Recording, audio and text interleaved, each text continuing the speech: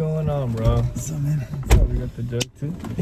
Yeah, man. So I seen it was your what? You're done with the, well, almost done with the army thing. It was my last one. Like I owe, like my civilian career and like my all the other things that I've accomplished. I owe a lot of it to the military. Right. But I was just like, nah, man, I'm not staying.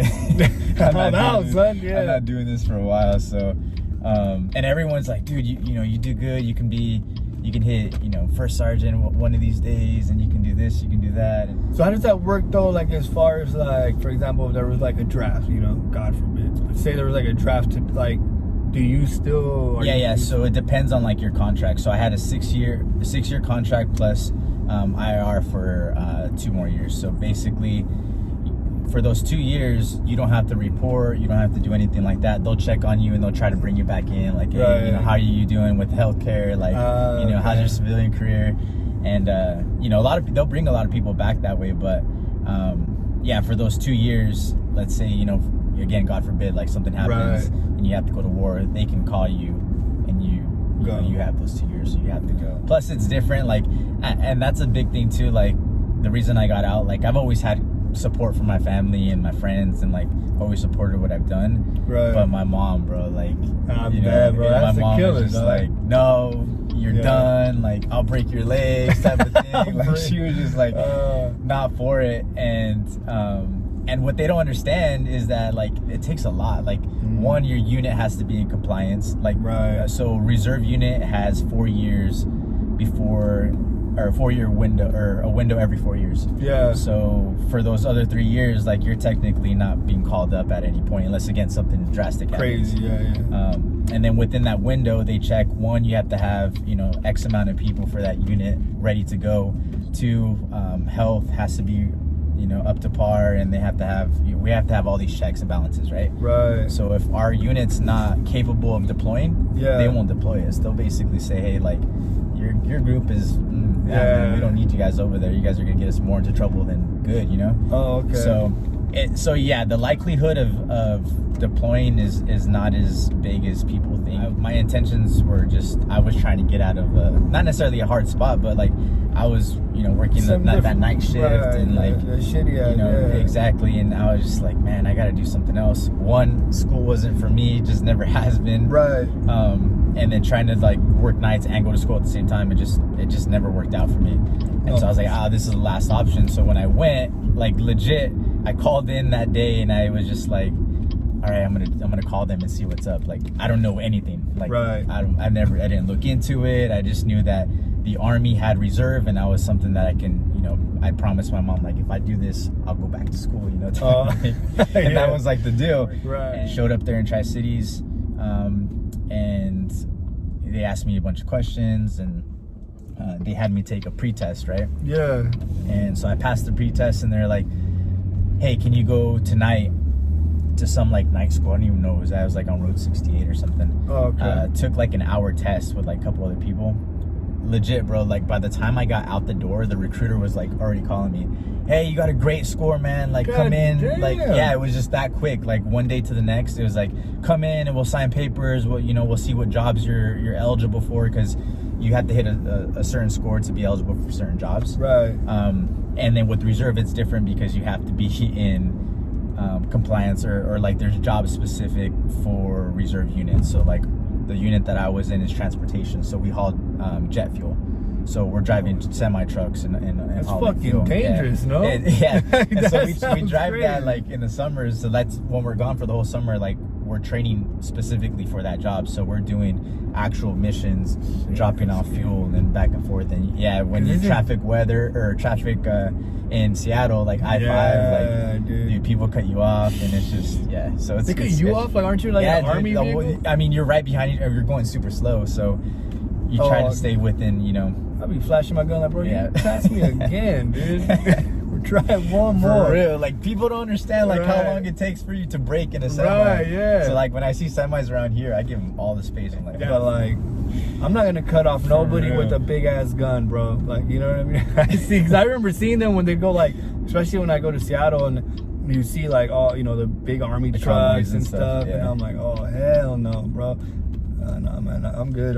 Especially like too, you know, like even with cops, bro. Anybody with a gun, dog, I'm gonna be like, yes, sir. For real, like, why do people nowadays like, man, bro. he's got a gun, man. Did they really yell at you, like, all crazy? Like that? Basic training, bro. Basic training was intense. Really? Yeah, like I remember showing up there because you show up with like people from all over the country. Like I've never met anyone like, you know, a New York accent or whatever. Oh, And right, we're like right. at the airport and we're like kind of all like sizing each other up, which is kind of weird. Yeah, but yeah. You're like, man, this guy looks, you know, he looks big. Yeah, that's natural, like testosterone shit. Yeah. You know?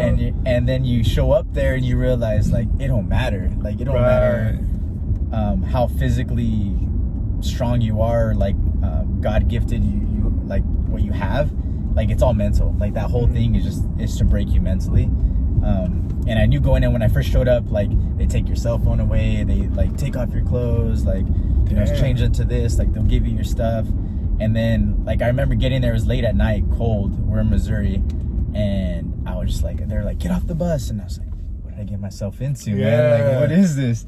And again, because it was like the whole transition for me joining and me leaving to basic training or boot camp was 2 weeks.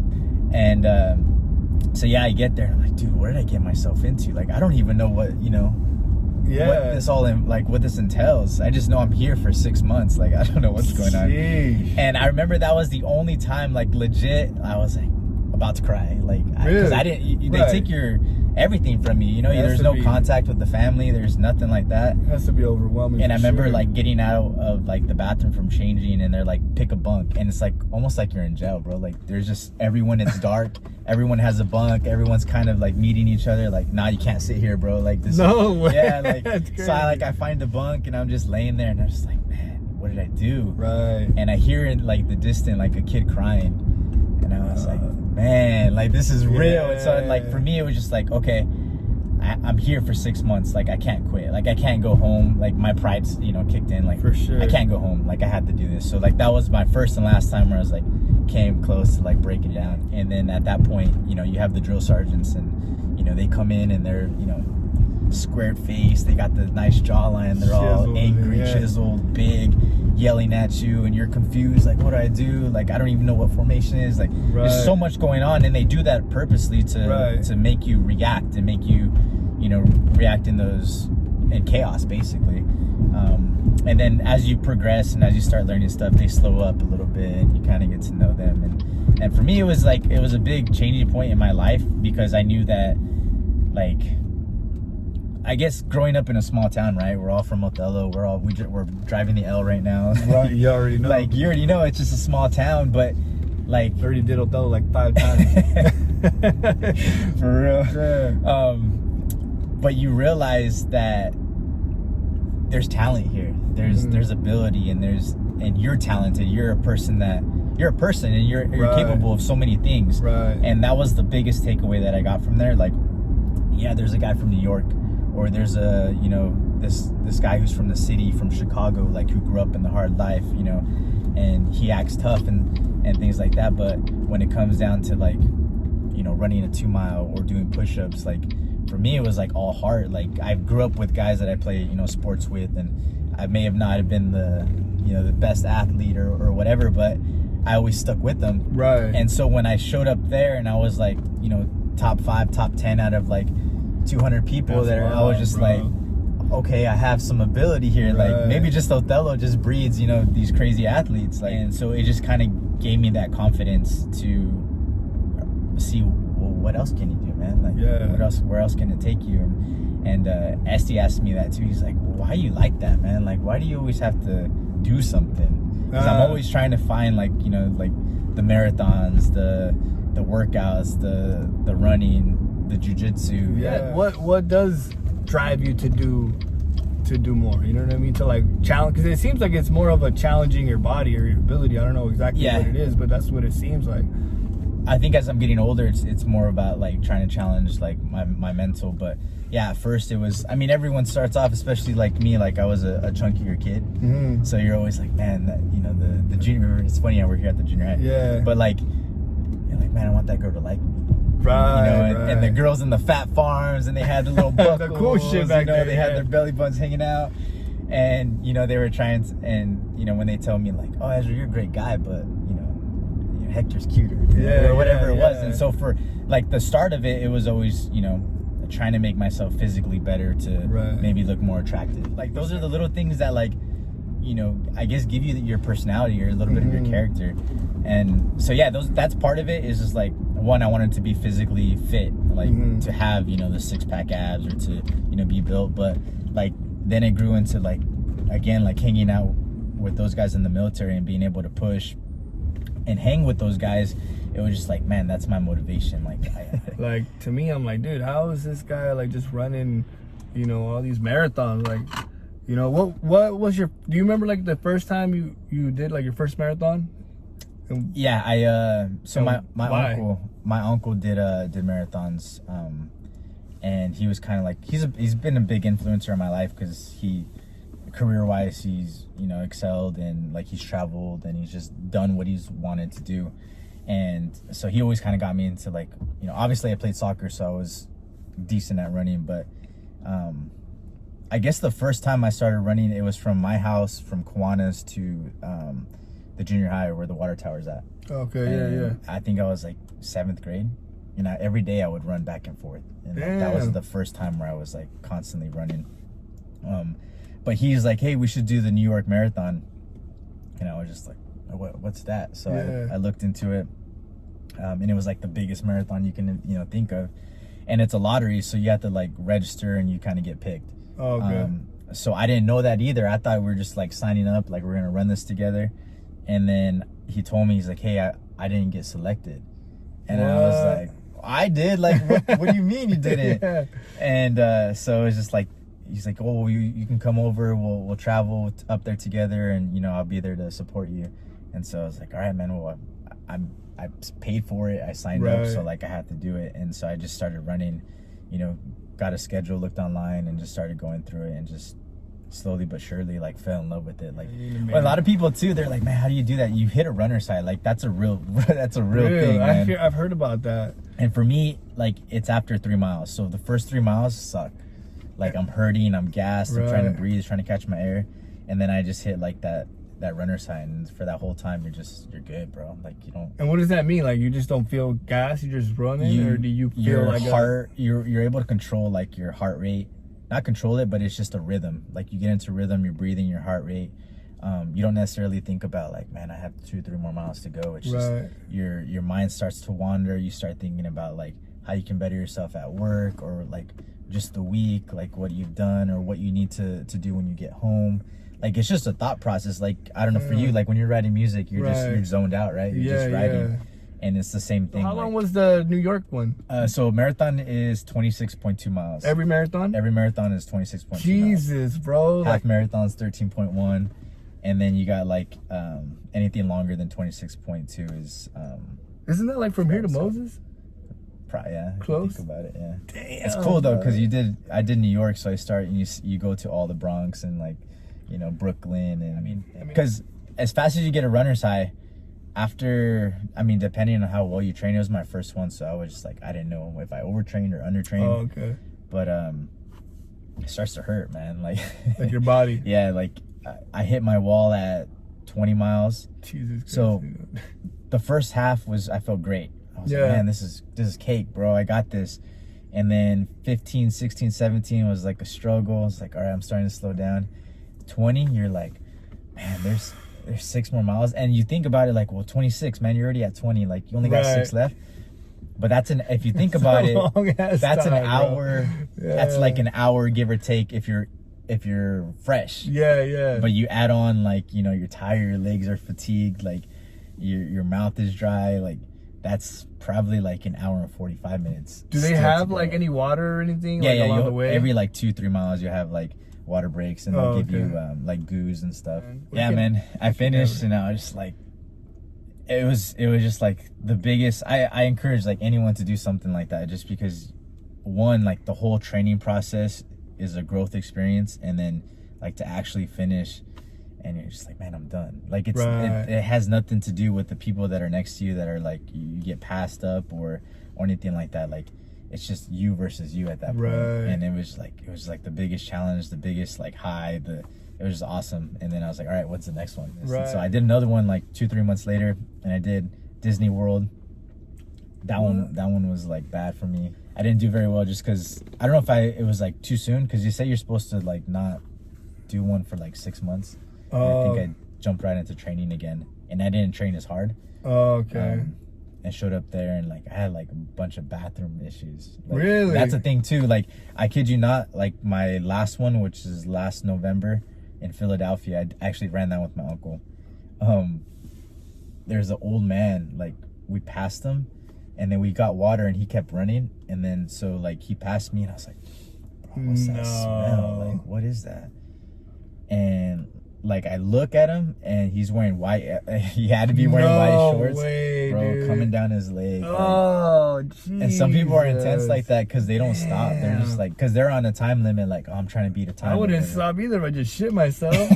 I'd be like, oh fuck that. Motivation to keep going. Yeah, like nah, man. I'm not gonna let nobody know it's me. Damn, that's crazy, man. That would suck, bro. To have to like, damn, I can't even imagine. I'd be so upset and embarrassed. You know what I mean? Like, I think I would have just gone off course, bro, and like, I'm out. Pick up an Uber, hey, pick me up, like, yo, hey, hit me. Who's the one to pick you up? You know what I mean? Like, bro, you're fucked. You're walking wherever you gotta go. Yeah, so I've done 3 of them, and I've done a couple halves, but yeah, I don't see myself doing anything anytime soon. No. So how'd you get into jiu-jitsu? So I was living in Seattle, and I've always liked boxing. Like, you know, my dad, like, they've always been into boxing, wrestling. So it's always been in my life. But again, like, my mom was just like, nah, you can't do this stuff like that. You're gonna play soccer. You're gonna play the safe sport. Safe sports, yeah. Yeah, but it's always been around me, and I've always been influenced by it, and I've always watched it, and you know, I love boxing. And so I was gonna join a boxing gym, and I was looking online, like, all right, I'm gonna join this one, like looking at costs and stuff. And my coworker, he was actually doing jiu-jitsu, and he's like, bro, you should come with me to jiu-jitsu. And I like UFC and stuff too, so I watched that, and I was like, all right, man. But it's always sketchy because you see them in the robes and stuff, and you're like, man, is this karate? Do I really want I don't know why people think karate is like a geek thing, but I guess you get that mentality. And so he's like, all right, come on. And so we went on a lunch break, and the guys there, like, the best thing about it is it doesn't matter if you're a black belt or if it's your first day as a white belt. Like, everyone there is like nice. It's like a family bond. Like, they're just like, hey bro, like, you know, let me show you how to do this, or you know, when you start shrimping, let me show you the techniques. Like, so yeah, you progress pretty quickly from your white to blue. Blues typically like 2 to 3 years depending. Okay. And then it starts, so like the average person, like if you want to get your black belt fast, like a fast black belt is probably like 10 to 12 years. Damn. And that's getting it fast. So bro, honestly, what I like, I don't know if you watched the UFC embedded, like the stuff, the preview stuff. Like, I like, for me, like, I'm passionate about like seeing a fighter go through like a day in their life, because when it compares to like, I run marathons, or like, you know, I like to work out, or I've done jiu-jitsu, you know, there's things in my life that I've done that maybe resemble stuff like that, but they're on, bro, like all the time. And to see them like progress or get ready for a fight, and to know that like in the back of their minds, like there's a date set for you to throw down, like, and you have to come prepared. If not, then it's those 2 seconds where you're out, and that's it. Like, all that preparation and like all those things, like, it sucks. What do you do? Like, what's the move now? Like, that you're done? Like, are you taking this time to like just focus on yourself, or is there like a bigger plan for you? I've been thinking about that, just, I mean, the last month or so. Like, for me right now, I know it's recent. I'm just well, I just moved back from Seattle, so I lived in Seattle for 6 years, came back, and it almost feels like a reset, bro. I've been thinking of like a half Ironman.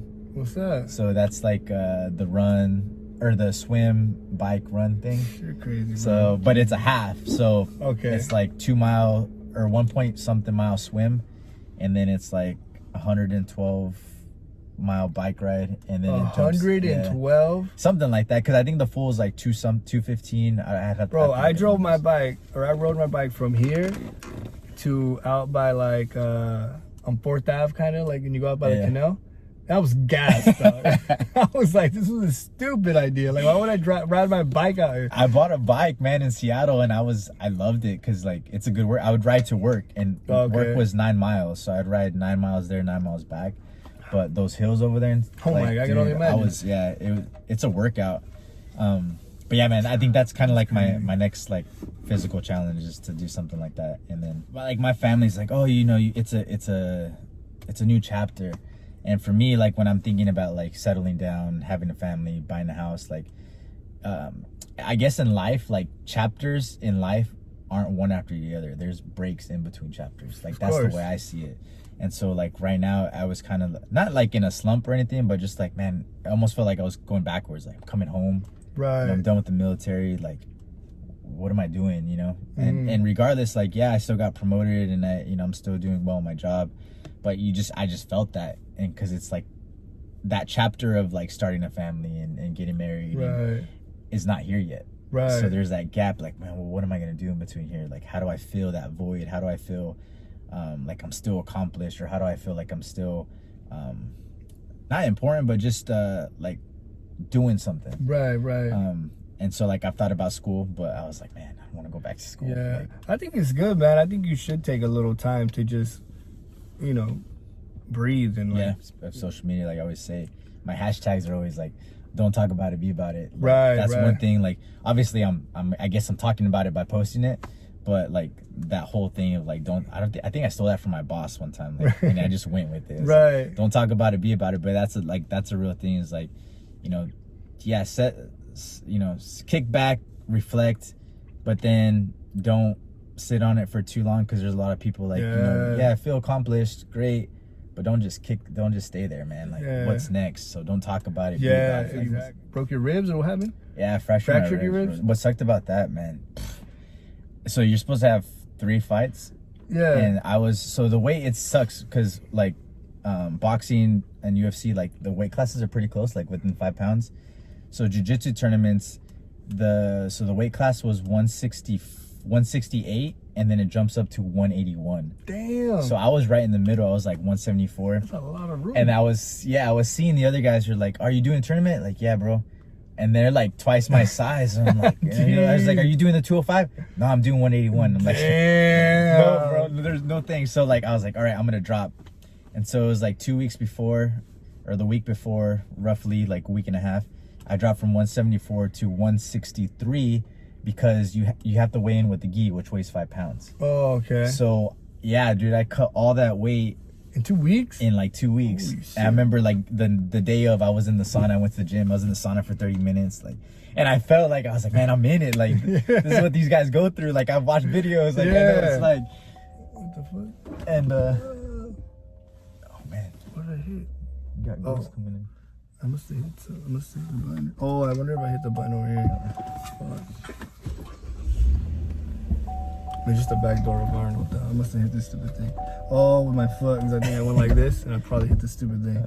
And then I think just from cutting all that weight, like my body was just like, wasn't having it. Right. So that first match started off, I was like, I was prepared, like win or lose, like I was prepared to just give it my all, and like, I can go back, and because I think I had only been training for like 6 months. Oh shit. So I was like, just jumped into it, and I got so it goes by points, and he was up by like five or 6 points. So he like mounted me, which that counts as 4 points and stuff. And so I was behind, and so I try to, hurry up and like, cause there's a time limit, and try to get my points back. And I don't know what I did, but like I think he like kneed me, and when we were scrambling, he kneed me, and I felt something like, man, like kind of like you knocked my air out. That's what it felt like. Yeah.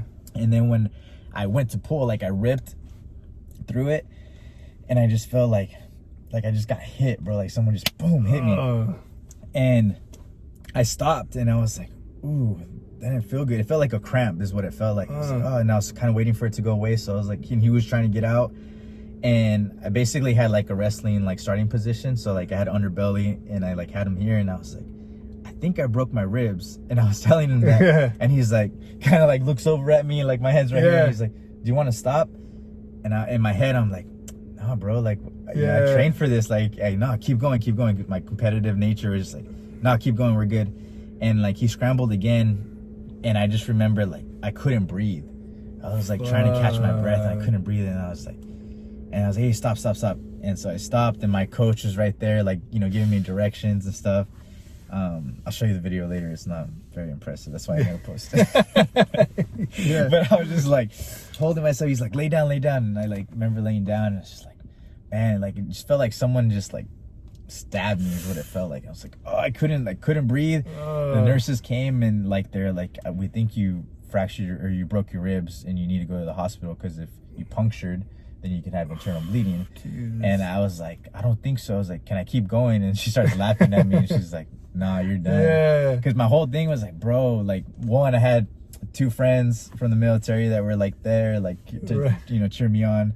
SD had never seen jiu-jitsu, so you know, SD, bro, he's like, bro, only 1 match, like, that's all you made it to. I was like, damn, so yeah, exactly. And it was weird because I got emotional, like, after I went to the hospital, and they're like, oh, you fractured your ribs. I remember sitting in the car, and they're in the back seat, SD's driving, and I remember just like breaking down, and I was kind of asking myself, like, why are you breaking down, bro? Like, it's just a tournament. But it was just like so much that I put into it, and like I was just like all these expectations, and then for it to be just like, bro, sorry. Damn, like, man, so. That has to suck, bro. You put a lot of, you know, all the time and effort, like the training and stuff. But you know, that also shows you like just how like serious this sport, you know, these sports are. You know what I mean? And one little move like that can just, you know. So that's why I think the training is obviously the important part of it. You know, for sure. Regardless, man, shit happens, you know? You gotta do it, man. Yeah, for sure. I don't know, man. I'm gonna get fucked up. I'm gonna get robbed, dog. They're gonna look at me like this, mother. I get beat up all the time. I remember one time I was wrestling Joey. This is like in high school, though. But I'll never forget that drop, bro. Because I had actually, like, I never wrestled in my life, ever. I don't know the first thing about wrestling. Yeah. But whatever we did, I got him, bro, and I had him in a headlock, and I was like, hell yeah, bitch, you know what I mean? I made him tap, whatever. And he's like, let's go again. I wasn't ready. I was like, I can already picture him. Hey, let's go again. Yeah, you know, and I felt confident. I was like, I got this guy, you know, let's go.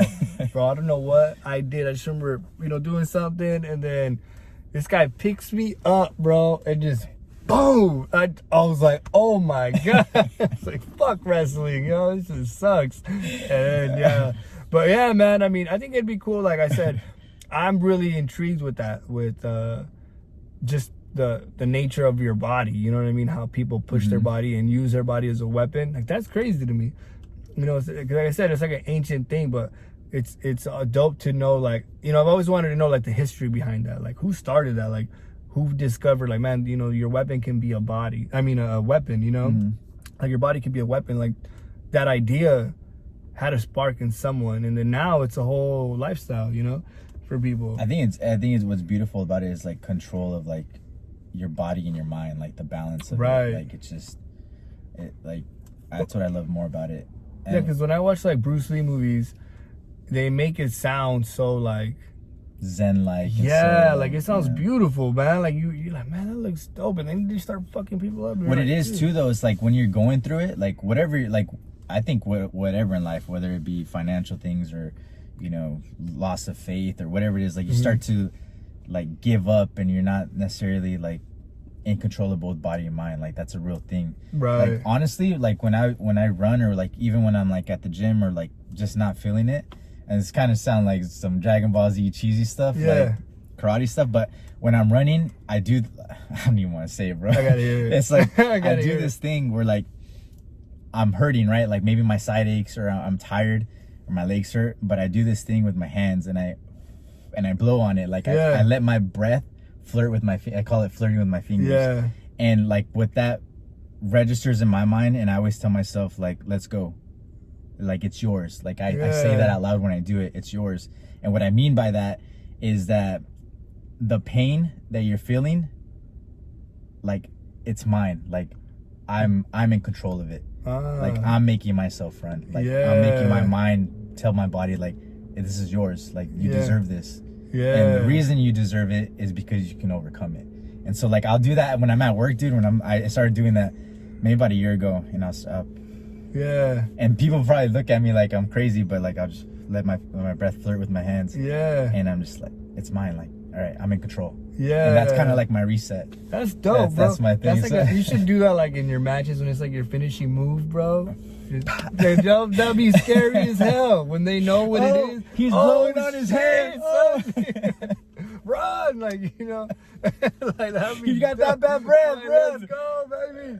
That's dope though. That's cool that, you know, you have that because you know, I mean, I would have never, you know, like I think that's cool that you tell yourself, because that's very much what it is. Like I always have this thing where like I always tell people like it's all in your head. Yeah. You know, and I know a lot of times it comes off like in a negative way, but like, you know, sometimes like because I tell myself that all the time. Like when I'm sick, you know, like, you know, before COVID, but you know, when I would get like a little cold or something, or I would feel like my head would hurt, I'm like, it's all in your head, just drink water. And that's all I would do, just drink water, and then I would just focus on whatever it is that I need to focus on. And dude, I'm not even kidding you, a lot lot of times I would feel better, and I would just, I don't know, it just changes your perspective for sure. You know, I don't know what the hell we're talking about right now, but yeah, man, we'll probably have to wrap up because I don't know how much video I got left. Cut. But all right, man. Thank you, bro. Appreciate you. We'll get SD or what? Let's go get SD. Let me hit him up. Hit this up. Bridget's like, I'm going to bed. Okay. Oh shit. Tell her so.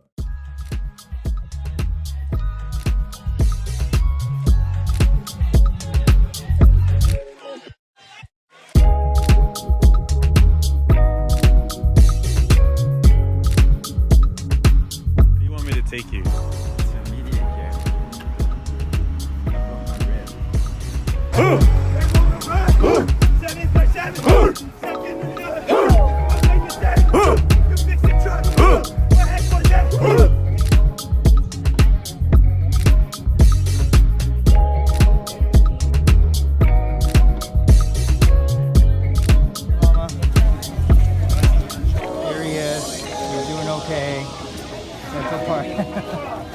He's limping a little bit, but he's happy. And he made it.